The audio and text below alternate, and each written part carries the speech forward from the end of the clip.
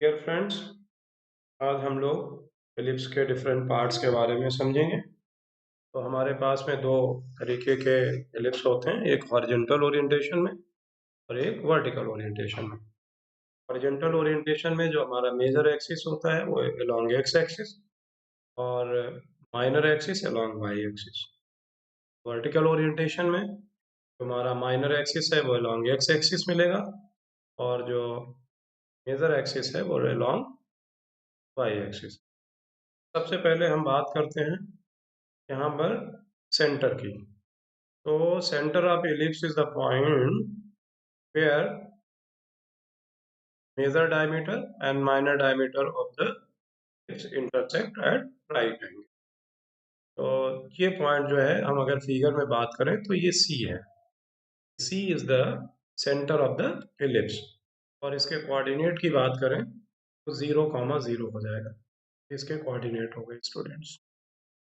अब इसका जो मेजर एक्सिस है वो है आपका ए डैश और जो इसके कोऑर्डिनेट्स की बात करें तो इसके जो कोऑर्डिनेट हो जाएंगे ए ए का कोऑर्डिनेट हो जाएगा a,0 स्मॉल a,0 और ए डैश का कोऑर्डिनेट हो जाएगा -a,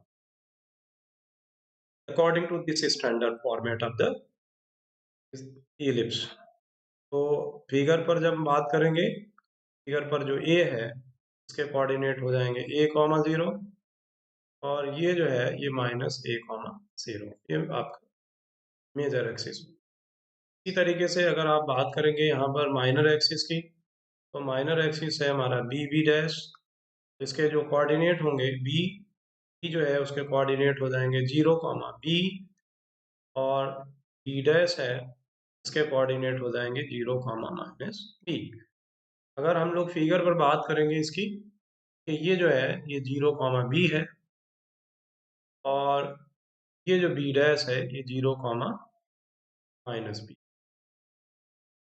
अब इसकी अगर हम लेंथ की बात करें, ये जो हमारे मेजर एक्सिस हैं और माइनर एक्सिस हैं, तो इसकी जो लेंथ की बात करेंगे तो लेंथ जो हो जाएगी वो हो जाएगी 2a और जो माइनर एक्सिस है उसकी लेंथ हमारी हो जाएगी B dash, that is 2b।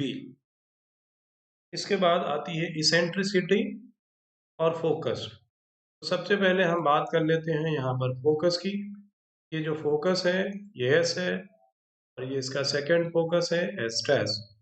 इसके कोऑर्डिनेट्स की बात करेंगे तो ये ए,0 हो जाएगा और ये -a,0 हो जाएगा।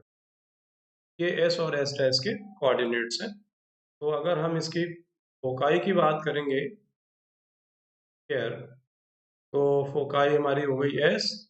तो पहला फोकस हो गया एस a,0, इसके कोऑर्डिनेट्स हो गए। तो हमारा एस डैश है इसके कोऑर्डिनेट हो जाएंगे -a,0। क्वेश्चन उठता है कि यहाँ पे ई की वैल्यू क्या होगी। तो ई जो है हमारी इसेंट्रिसिटी होती है और जो ई की वैल्यू है वो होती है क्या, यहाँ पर जो ई है इसेंट्रिसिटी की जो वैल्यू आएगी वो आपकी आ जाएगी √1-b²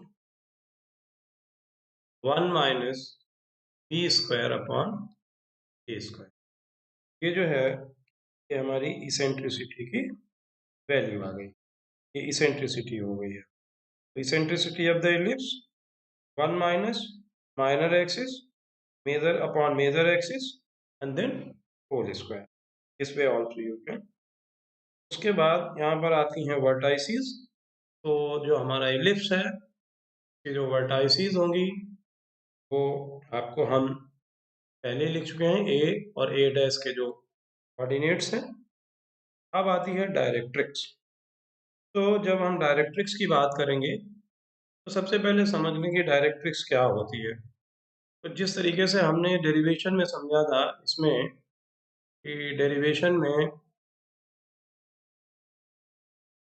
जो दो चीज़ें होती हैं, एक तो एल आर होती है लेटस रेक्टम और एक होती है आपकी डायरेक्ट्रिक्स। तो दोनों चीज़ों का हम डिस्कशन यहाँ पर कर लेते हैं। तो डायरेक्ट्रिक्स है वो आपकी परपेंडिकुलर लाइन है to major axis at a distance of x is equal to a upon e and x is equal to minus a upon e from both side। ये हमारी जो है ये डायरेक्ट्रिक्स है। तो इनकी इक्वेशन की बात करें तो ये हमारी जो है x is equal to minus a upon e हो जाएगी, और ये जो डायरेक्ट्रिक्स है इसकी इक्वेशन हो जाएगी x is equal to A.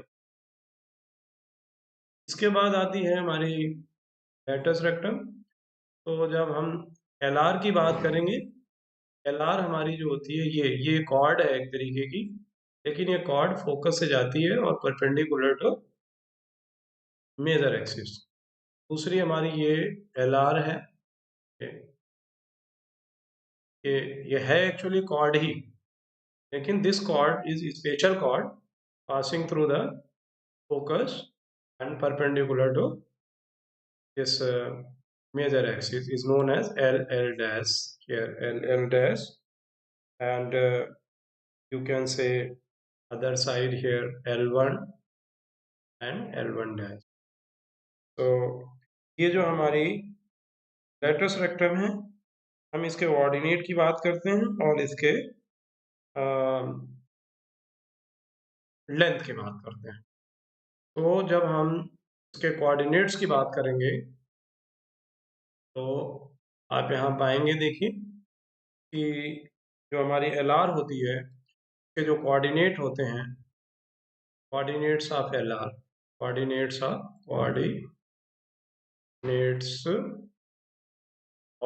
L R latus rectum. तो दो लेटस रेक्टम, एक हमने एल एल डैश से रिप्रेजेंट की है। तो जो एल है, एल का जो कोऑर्डिनेट होगा वो आपका आ जाएगा ए ई कॉमा